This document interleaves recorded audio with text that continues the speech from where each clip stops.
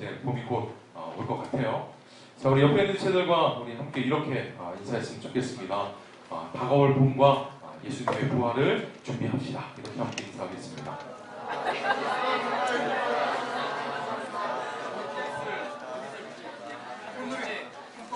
네.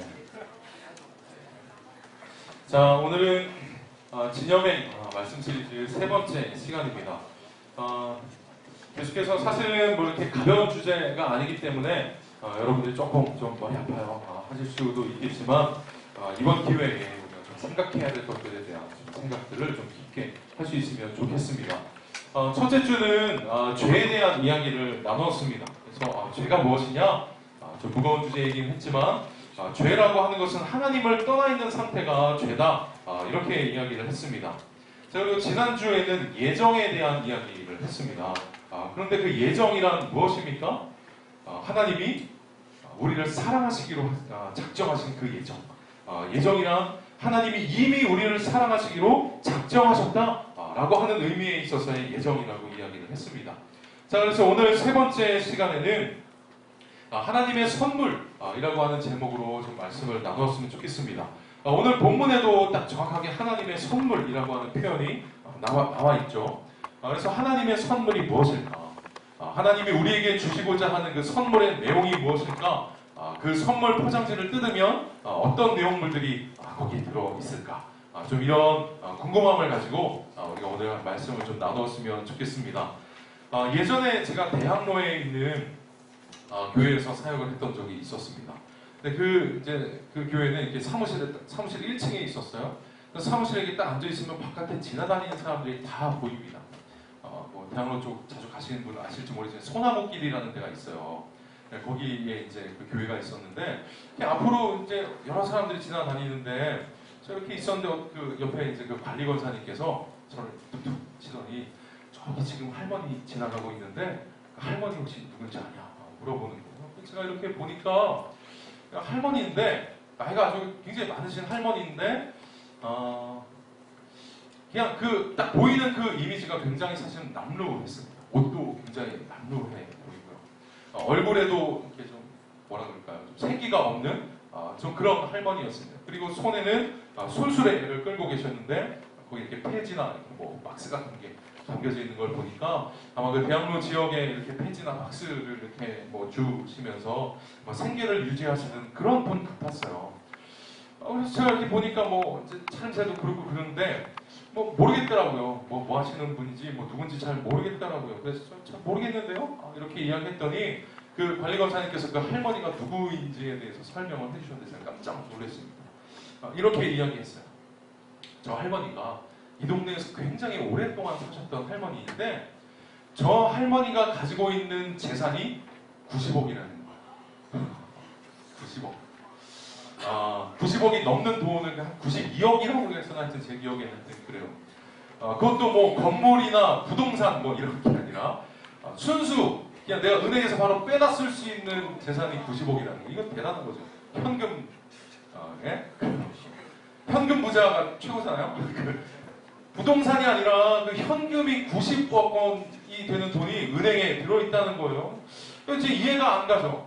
어떻게 그렇게 돈이 많으신 할머니가 이렇게 폐지를 줍고 이렇게 다니시나 이해가 안 갔는데 그 권사님이 설명을 해주시는 겁니다. 여러분 그 대학로 거기가 이화동이잖아요. 그 이화가 이제 배꽃이잖아요. 배꽃. 옛날에 대학로가 이렇게 개발되기 전에 그 지역이 다 배밭이었대요. 배밭. 밭이야 밭. 밭이었는데 갑자기 이제 거기가 이제 그렇게 개발이 됐던 거예요. 그러니까 이제 그 집이 가지고 있었던 땅이 엄청나게 넓었는데 이제 개발이 되면서 그 땅을 판 돈이 고스란히 통장에 들어 있었던 거예요. 야, 90억. 몇 대가 도대체 그냥 호의호식하면서 살 수 있는 돈입니까? 굉장하잖아요. 근데 너무 큰 돈이 그냥 들어오다 보니까 또 이 할머니가 뭐 이렇게 배운 것도 없으시고 이제 그러셨던 거예요. 그런 것 같아요. 그래서 이 할머니가 그 저희 관리권사님한테 얘기를 하셨다는 거예요. 저희 또 그때 관리권사님이 그 지역 토박이거든요. 관리권사님이시면서 통장하고 막 이제 그러신 분이었어요. 유명하신 분이었어요. 그 동네에서. 그래서 그 권사님한테 할머니가 찾아오시더니 이런 이야기를 하시더라고요. 내가 사실 이렇게 해서 내 돈이 이렇게 있는데 누가 자꾸 자기한테 이렇게 와서 사기를 칠 것 같다. 그러니까 할머니 뭐 잘 모르시고 막 이러니까 누가 나한테 와서 좀 그런 사기 칠 것 같은 이야기를 하면 좀 나를 좀 잘 말려줘. 이런 부탁을 하시더라는 것이죠. 제가 여태까지 본 세계에서 가장 가난한 부자 할머니가 있습니다. 많이 되진 않지만 세계에서 가장 가난한 부자 할머니. 여러분, 아무리 큰 돈을 가지고 있다 할지라도 그것을 쓸 줄 모르고 또 사용하지 않는다면 아무런 소용이 없는 거죠. 여러분, 그런데 그 할머니만 그런 것이 아니라 사실 우리도 이 할머니와 같은 삶을 살 수도 있습니다. 어떤 의미에서 그럴까? 오늘 말씀에 보면 분명히 하나님께서 우리에게 선물을 주셨어요. 하나님의 선물. 분명히 선물을 주셨는데 하나님이 주신 선물이라고 한다면 뭔가 좀 근사해야 되잖아요? 네? 하나님이 주신 선물인데 뭔가 좀 대단하고 좀 근사하고 그래야지 말이에요. 그냥 뭐 받아도 그만, 안 받아도 그만 정도가 되는 그런 선물이 아니란 말이죠. 분명히 우리는 그 하나님의 선물을 받았습니다. 90억 원에 비할 바가 아닌 선물을 우리가 지금 받았단 말이에요.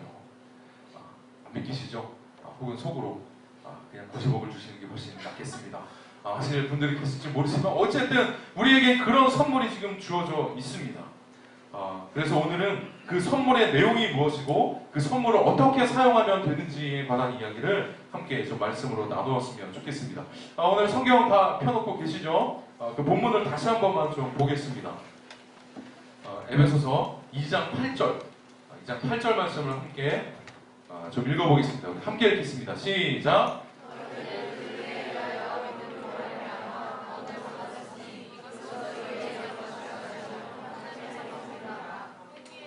아니, 8절까지만. 이 구절 굉장히 사실 유명한 구절입니다. 우리가 잘 익숙하게 알고 있는 구절이죠. 그리고 이 구절을 잘 보면 이 8절 말씀에 굉장히 중요한 단어들이 많이 들어가 있어요. 이 기독교 교리에 있어서 아주 핵심이라 할 만한 단어들이 들어가 있습니다. 은혜, 믿음, 구원, 이런 단어들이 지금 다 들어가 있단 말이니까 굉장히 중요한 구절입니다. 그런데 이 은혜나 아니면 믿음이나 이 구원, 이것의 상관관계를 우리가 좀 잘 이해할 필요가 있어요. 가끔 이 에베소서 2장 8절 말씀을 알고는 있어요. 듣기도 들었는데 이 말씀을 잘못 해석하고 있는 그 사람들을 사실 많이 봅니다. 그래서 이게 정확히 어떤 의미를 담고 있는 구절인지를 우리가 좀 잘 이해할 필요가 있겠습니다. 제가 지난주에 이런 비유를 들었습니다. 물에 빠진 사람 비유를 제가 이야기했었죠. 다시 한번 좀 그 비유를 좀 이야기를 하려고 하는데 여러분, 물에 빠진 사람이 있습니다. 수영을 하지 못하죠. 그런데 바깥에는 그 사람을 구할 수 있는 밧줄을 가진 사람이 있습니다. 자, 그렇다면 이 밧줄을 가진 사람이 이 사람에게 밧줄을 던져준 것을 은혜, 믿음, 구원 중에 뭐라고 할 수 있을까요? 밧줄을 그냥 던져준 것, 던져준 그 자체를 뭐라고 할 수 있을까요? 이 세 가지 중에 은혜라고 할 수 있을 것입니다. 자, 그러면 물에 빠진 사람이 그 던져진 밧줄을 붙잡는 것은 이 세 단어 중에 뭐라고 할 수 있을까요? 그렇죠. 이것은 믿음이라고 할 수 있습니다. 그리고 이제 그 밧줄을 붙잡고 물 밖으로 나왔다면 그것은 구원이라고 할 수 있겠죠. 자, 여러분, 그러면 이제 본문 8절을 좀 잘 다시 한번 봅시다. 하반절에 보면 8절 하반절에 보면 이것은 너희에게서 난 것이 아니요 하나님의 선물이라 이렇게 이야기하는데, 자, 그러면 여기에서 말하는 이것, 네? 여기에서 말하는 이것은 뭘 말하는 걸까요? 이 세 단어 중에 뭘까요? 은혜일까요? 믿음일까요? 구원일까요? 너희는 그 은혜에 의하여 믿음으로 말미암아 구원을 받았으니 이것은 너희에게서 난 것이 아니요 하나님의 선물이야. 그러니까 하나님의 선물이 이것인데 이것이 뭘 정확하게 얘기하는지를 우리가 좀 잘 이해할 필요가 있겠습니다. 자, 뭘까요? 헷갈리기 시작하시나요? 좀 많은 사람들이 이 구절을 너무 어설프게 알아서 하나님의 선물은 믿음이라고 생각하는 사람이 있어요. 완전히 잘못된 거예요. 여러분, 그래서 가끔 그러죠. 저에게 믿음을 주세요. 믿음을 주세요. 열심히 기도하죠. 여러분, 그런데 믿음을 주세요 하면 갑자기 어떤 믿음이 생길까요? 뭐 그런 경우도 간혹 뭐 있을 수도 있겠지만 여러분, 믿음이 아닙니다. 여기에서 말하는 이것이라고 하는 그 단어가 지칭하는 것은 구원을 이야기하는 거예요. 그래서 은혜에 의하여 믿음으로 말미암아 구원을 받았으니 그 구원이 하나님의 선물이라 이렇게 이야기하고 있는 것입니다. 자, 그러면 이제부터 중요한 이야기를 한 가지 나누겠습니다. 자, 여기서 말하는 이것, 하나님의 선물이 구원이라고 제가 이야기를 했는데, 이제부터 중요한 이야기 한 가지만 좀 나눠봅시다. 그렇다면, 그 구원을 결과라고 이야기한다면, 우리가 구원받은 것을 결과라고 이야기한다면, 그럼 우리를 구원으로 이끈 그 원인, 그 근거, 그것은 무엇일까요? 이게 오늘 나눌 아주 중요한 이야기입니다. 다시 말하자면, 우리가 구원을 받은 것은 은혜 때문입니까? 아니면 우리가 밧줄을 붙잡은 그 믿음 때문입니까? 아이고, 무엇일까요? 한번 볼까요? 나는 은혜 때문인 것 같습니다 하는 분 한번 손 들어보시죠. 은혜. 네. 아니죠. 무엇 해도 내가 믿어야죠. 자, 믿음이라고 생각하시는 분. 네. 나머지 이 회색 분자들 말이죠. 내가 여기서 이거 맞춘 사람 뭐 준다 그랬으면 그냥 득달같이 들었을 텐데. 여기서 말하는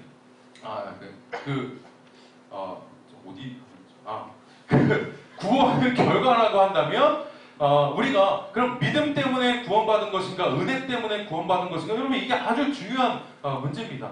구원과 관련해서 우리가 가장 많이 들었던 이야기는 사실 익숙한 이야기는 뭐냐면 믿으면 구원받는다였어요.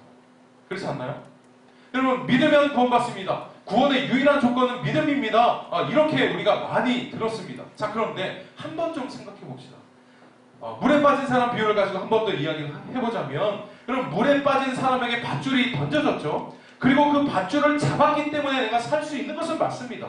여러분 그렇다고 해서 그 내가 바깥으로 빠져나올 수 있었던 것을 내가 붙잡았기 때문에 내가 살았습니다 라고 이야기할 수 있을까요? 맞는 말이긴 하죠. 내가 붙잡았기 때문에 나온 것이기는 하지만 내가 붙잡은 그 의식 때문에 살았다라고 이야기할 수 있겠는가라고 하는 것이죠. 만약 물 밖으로 나와서 이렇게 이 사람이 이야기합니다. 물에 이제 바깥으로 나왔어. 나와가지고는 그 밧줄을 던져준 사람에게 당신은 고작 한 일은 나에게 밧줄을 던져준 일밖에 한 것이 없고 내가 이 밧줄을 붙잡았기 때문에 나온 거죠. 당신한테 별로 고마워할 게 없습니다. 라고 이야기를 한다면 여러분이 밧줄을 던져준 사람이라면 그 사람이 뭐라고 얘기하겠습니까? 발로 차가지고 다시 물어봐 될까요? 만약에 그렇게 이야기하는 사람이 있다면 이런 사람을 두고 배은 망덕한 놈이라고 이야기를 하는 거죠. 여러분 하나님의 선물인 구원이라고 하는 것은 은혜도 있어야 하고 믿음도 있어야 하는 것은 맞습니다. 그러나 우선 던져진 밧줄이 없었다면 우리의 믿음도 없는 것입니다. 따라서 구원의 최초의 원인은 믿음이 아니라 은혜가 되는 것입니다. 여러분 그래서 이 바울 사도가 오늘 8절에서 끝나지 않고 9절을 덧붙여서 이야기한 것입니다. 구원은 은혜가 최초의 원인이다. 그래서 구원에 있어서는 내가 무엇을 한 것이 있다라고 말을 할 수가 없는 거예요. 여러분 물에 빠진 사람이 이 밧줄 잡고 나와서 내가 밧줄을 잡은 것 때문에 내가 사는 것이죠. 이 사람에게 고맙다고 이야기할 필요도 없다라고 생각할 수가 없는 것이죠. 뭐라고 말해야 할까요? 이 구원에 있어서는 내가 한 것이 없습니다 라고 이야기하고 오히려 나와서는 내가 믿음으로 반응했다라고 하는 것을 자랑할 것이 아니라 오히려 이 밧줄을 던져주신 것에 감사합니다 라고 밖에 이야기할 수가 없는 것입니다. 그래서 바울 사도가 이것을 더 분명히 하기 위해서 9절에서 이렇게 이야기하죠. 9절 말씀을 보시죠. 이렇게 이야기합니다. 행위에서 난 것이 아니니 라고 이야기합니다. 행위에서 난 것이 아니니 이는 누구든지 자랑하지 못하게 함이라. 그래서 여러분 우리가 믿음으로 반응했기 때문에 구원을 얻은 것도 맞고 그것도 너무너무 잘한 일이긴 하지만 그것을 가지고 밧줄을 던져주신 분에게 내가 잡았기 때문이에요 라고 말할 수는 없다라고 하는 것입니다. 여러분 그래서 우리의 믿음은 자랑할 수 있는 것의 성질이 아닙니다. 믿음을 자랑하지 마세요. 어디 가서 혹은 저 사람은 참 믿음이 좋아 라고도 말하지 마세요. 그냥 그 사람이 교회에서 열심히 봉사하고 그냥 무언가 열심히 하고 있는 것이 있다면 차라리 그냥 그 자체를 격려해 주십시오. 믿음이 좋다라고 이야기하지 마십시오. 믿음을 자랑하거나 믿음을 칭찬하는 것은 마치 무엇과 같습니까? 우리를 구해준 사람은 제쳐두고 저 사람 참 대단하다라고 하는 거예요. 저 팔뚝 봐 라고 하는 거하고 똑같은 거. 이 밧줄을 아주 세게 붙잡았기 때문에 나왔어 저 사람. 저 사람 팔뚝 봐라고 이야기하는 것과 똑같은 것이죠. 우리가 자랑할 것은 우리의 믿음이 아닙니다. 어디 가서 믿음 자랑하지 마세요. 우리가 자랑할 것이 무엇일까요? 우리가 자랑할 수 있는 것이 단 한 가지가 있습니다. 우리를 구원하신 그 하나님, 우리를 위해서 희생하신 그 예수님, 그 예수님을 자랑할 수 있는 것이죠. 내 믿음을 자랑할 수 있는 것이 아니라 우리를 구원하신 하나님이 오직 우리의 자랑인 줄로 믿습니다. 자, 그러면 첫 번째 나눌 이 중요한 이 구원에 있어서는 우리가 한 것이 아니라 하나님의 은혜가 절대적이다 라는 이야기를 나누었고, 자, 그러면 두 번째 이야기를 좀 나누어 봅시다. 제가 어디서 들었던 얘기인데 뭐 하여튼 유명하게 된 사람이 어렸을 적 일화래요. 근데 그게 누군지 모르겠어요. 근데 어떤 그 꼬마, 이제 어렸을 때 아이가 엄마하고 같이 시장을 이렇게 갔습니다. 시장을 가가지고 가는데 이렇게 가다 보니까 얘가 없어요. 그래갖고 작품이 어디 있나 봤더니 이 사탕 가게 앞을 지나서 왔는데 이 아이가 거기에 이렇게 딱 서 있다는 거예요. 그러니까 뭐 해달라는 거예요? 사탕 사달라는 거죠. 그냥 이 아이가 이제 거기 딱 서 있었어요. 근데 이 아이가 너무너무 예쁘게 생겼었나 봐. 그래갖고 이 사탕 가게 주인 이 아저씨가 이 아이에게, 얘야, 내가 사탕 그냥 조금 줄 테니까 너 먹고 싶은 거 아무거나 그냥 가져가, 이렇게 얘기했어요. 그럼 어떻게 하겠습니까?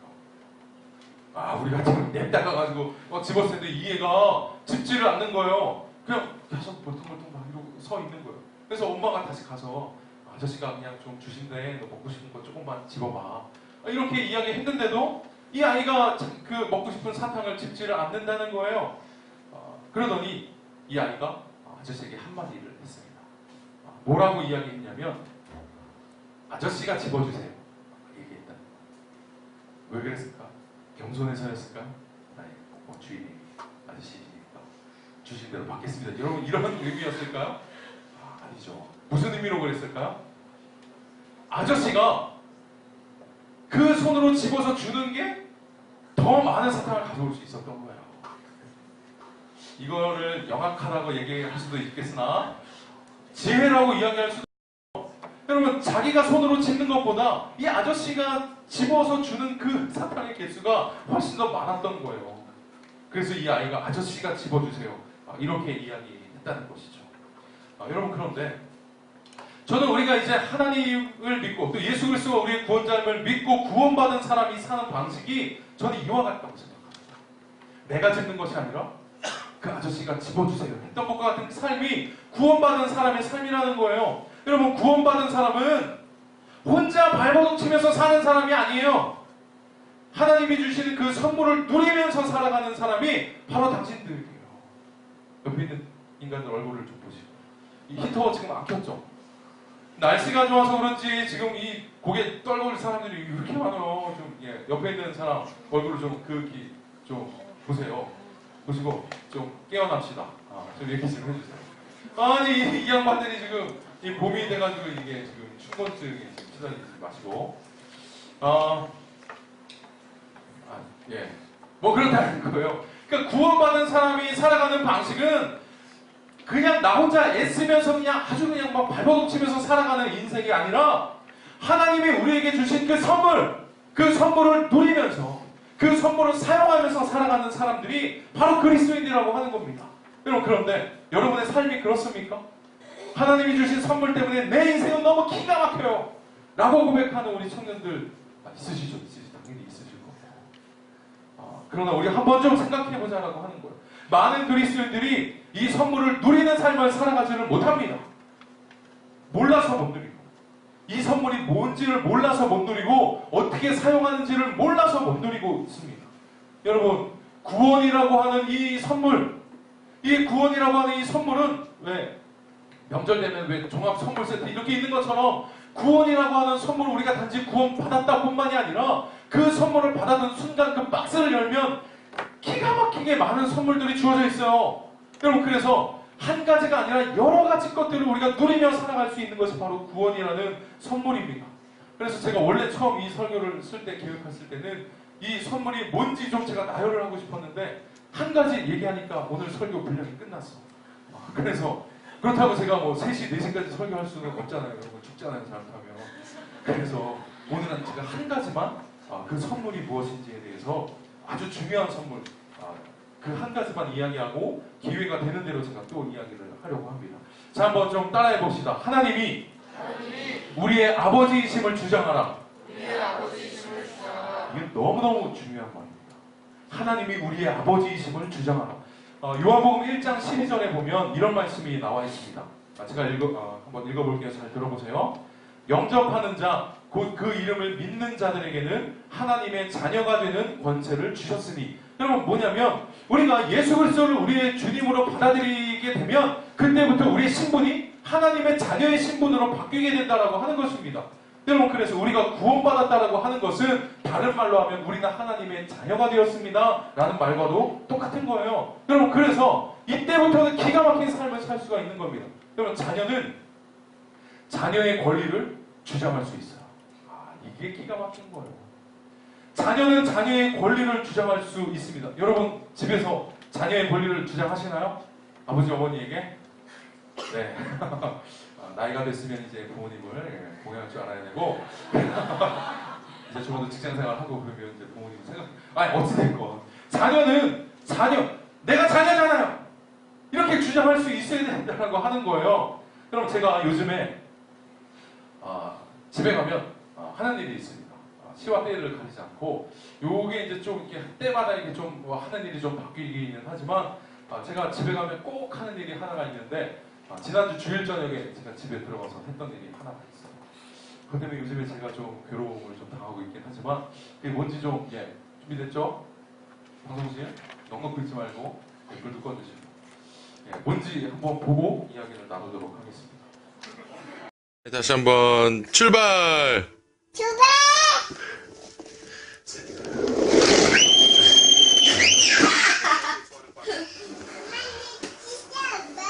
진짜 재밌어? 재미있다고 그래야지. 진짜 재밌어? 왜 이렇게 재미있어요? 아빠 가자요. 출발!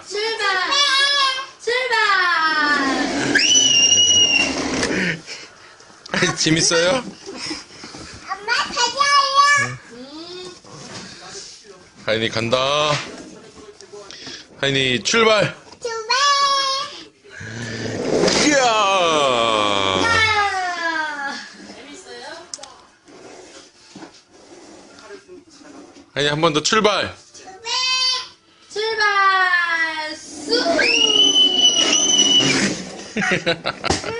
그렇지 않고 하는 일과 중에 하나가 저겁니다.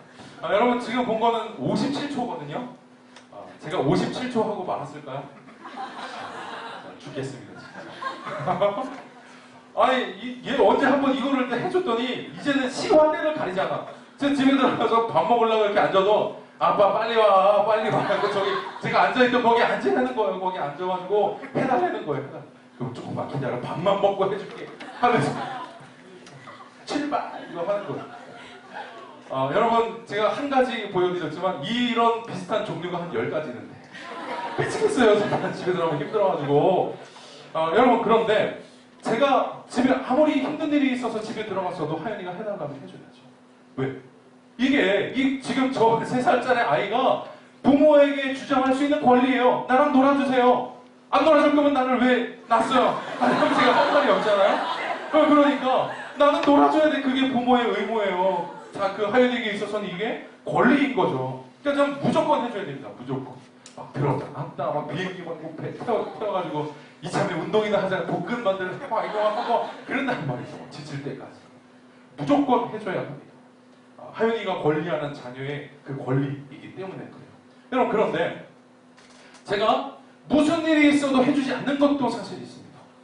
뭘 해주지 않으면 저희 집 싱크대에 와보시면 왜 이렇게 주방 싱크대 이렇게 밑에 열면 거기 이렇게 칼 꽂는 막 그런 저기가 있잖아요. 저희 집에는 거기에 칼이 꽂혀져 있잖아요. 거기에 별로 뭐가 없어. 얘가 막 열어가지고 이제 막 그걸 막 다 해집어놓고 그래가지고 혹시 얘가 그거 갖고 놀다가 다치면 큰일 나잖아요.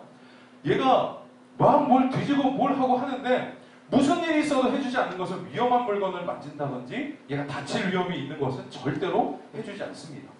그럼 어떻게 해요? 얘가 그것을 손에 딱 집었다 하더라도 뺐죠. 힘 막 줘가지고 제가 뺏어요. 그럼 막 난리 나요. 울고불고 저 그때 반발해요. 그때부터 저 막 그런 난리가 나요. 아무리 울어도 제가 절대로 그것을 쥐어주지 않습니다. 왜 그럴까요? 다치니까. 그 위험한 거를 쥐어주는 것은 사랑이 아니니까 그럴 수밖에 없는 것입니다.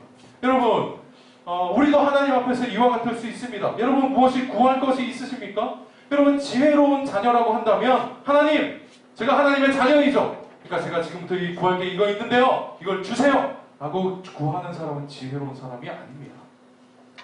왜냐하면 하나님께서는 우리에게 주고 싶어 하는 분이지만 우리를 해롭게 할 것은 절대로 그것이 우리 손에 들려져 있다 하더라도 그것을 손에서 빼앗아서라도 빼앗아 가시는 분이기 때문에 그렇습니다.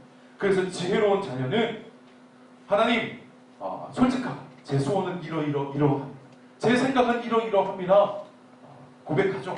그러나 이 일에 대해서 하나님이 어떻게 생각하시는지 하나님의 마음을 알기로 합니다. 아니면 예수님의 기도처럼 주의 뜻대로 이루어지기를 원합니다. 이렇게 구하는 사람이 지혜로운 사람입니다.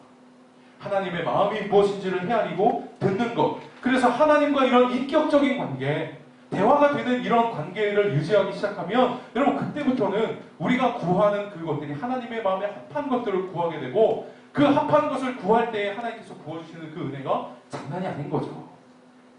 자, 여러분, 제가 지금 이야기하고 있는 주제가 자녀의 권리입니다.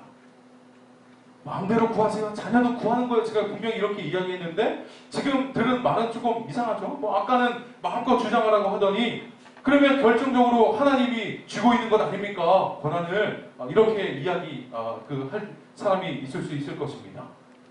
누가 이렇게 물어본다면 네, 맞습니다. 그렇게 대답하겠습니다. 여러분, 자녀의 권리, 우리가 행사할 수 있는 자녀의 권리가 우리의 어떤 소원을 들어주시는 것에 대한 권리라고 한다면 이것은 분명히 제한된 권리입니다. 제가 아까 이야기했듯이 우리가 하고 싶어하는 모든 것이 다 선한 것은 아니기 때문에 그런 것이죠. 그래서 많은 사람들이 이런 권리, 자녀의 권리 이런 거를 이야기할 때 가장 쉽게 떠올리는 것들이 그러면 내 소원을 이야기하는 것이라고 쉽게 생각하기 때문에 제가 먼저 언급한 것뿐입니다. 여러분, 그런데 지금 제가 할 이야기야말로 우리가 언제나 어느 순간에나 주장할 수 있는 자녀의 권리, 그리고 우리가 이것을 주장했을 때에 하나님도 어찌하지 못하시는 그런 권리, 제가 그것이 무엇인지를 여러분들에게 좀 이야기해드리고 싶습니다. 그런 자유이용권과 같은 하나님 사용권, 이런 권리가 무엇인지 궁금하시죠? 별로 안 궁금하시나요? 궁금하시죠? 네. 한번 따라해봅시다. 자, 해주세요 권리가 아니라 내가 하나님의 자녀다 권리이다. 여러분, 이 권리는 마음껏 주장하셔도 됩니다. 여러분, 이것은 기 빠지는 이야기가 아니라 정말로 우리가 행사할 수 있는 권리 중에 가장 좋고 정말 가장 훌륭한 그런 대박 권리입니다. 여러분, 우리가 살다 보면 많은 어려움을 당하고 우리가 원치 않는 일을 우리가 경험할 때에도 있습니다.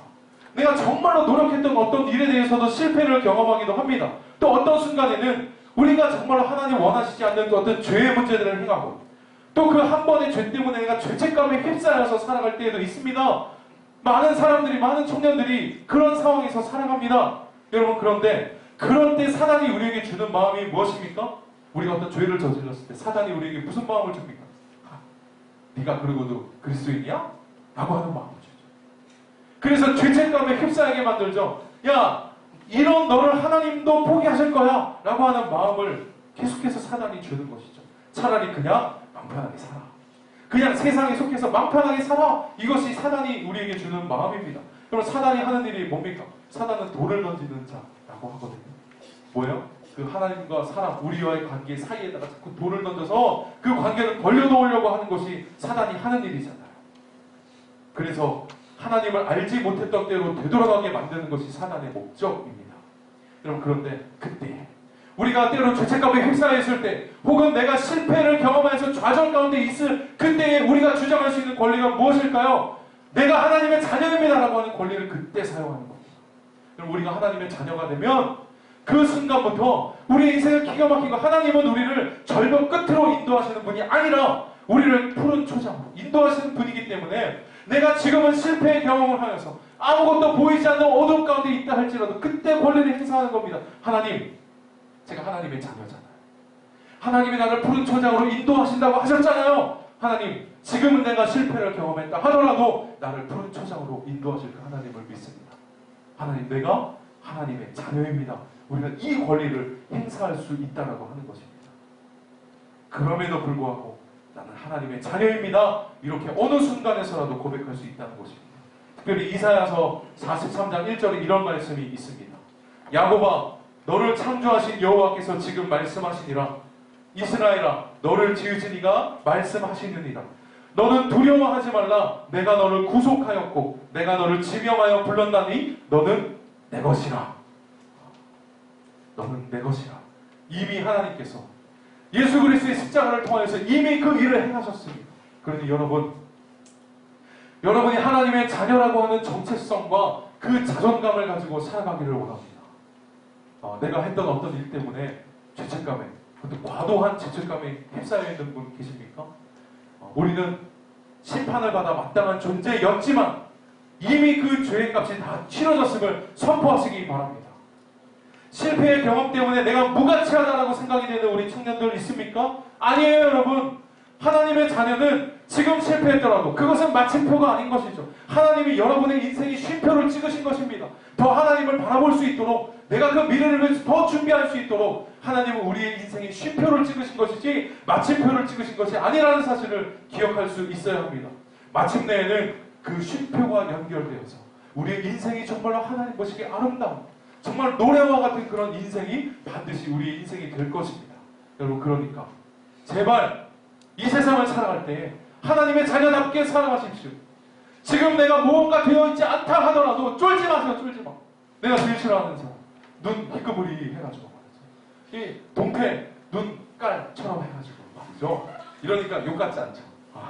눈깔 하니까 이 눈 쳐다보면 그냥 희끄무리 해가지고 그냥 반쯤 넋이 나가는 사람처럼 그러고 살지 말라는 얘기예요, 여러분.